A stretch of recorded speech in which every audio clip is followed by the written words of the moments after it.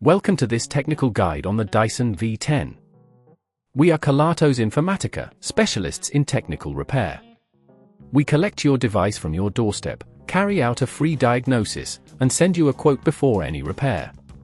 No phone calls, no trips to the shop. We are based at Calle Joaquín María López 26, Madrid. Convenient, transparent and professional. Link in the description. If your Dyson V10 is making a horrible noise and losing suction, you're not alone. This issue typically arises due to a failing motor or a blockage somewhere in the system. If left unattended, it could lead to further damage and potentially a more costly repair. So it's best to address it promptly to keep your vacuum running smoothly.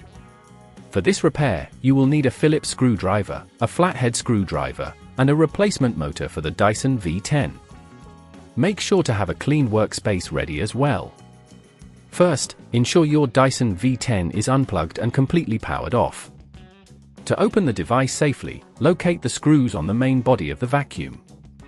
Using your Phillips screwdriver, carefully remove these screws, setting them aside in a small container to avoid losing them. Once the screws are out, gently pull apart the casing. Be cautious as there might be clips holding it together. If at this point you feel it's getting too tricky, remember that at Kelatos we collect your device from your door and return it fully repaired. Next, you will want to locate the motor, which is usually situated near the top of the device. Check for any visible damage or signs of wear. To extract the motor, disconnect any cables attached to it.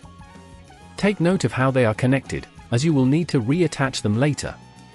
Unscrew the motor using your Phillips screwdriver, applying a moderate amount of force but being careful not to strip the screws. Once the motor is free, gently lift it out of its housing.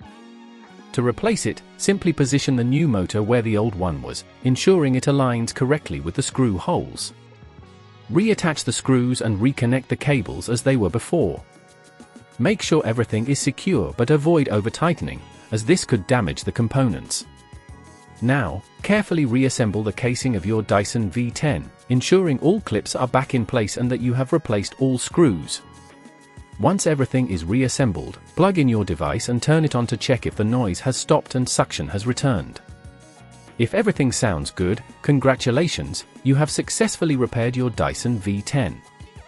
To prevent this issue from occurring again, regularly clean your vacuum's filters and check for blockages in the hose and brush bars. This maintenance will help prolong the life of your device and keep it functioning properly. If you'd rather not risk damaging your device, at Kelatos we collect, repair and deliver back to your door anywhere in the UK. Link in the description.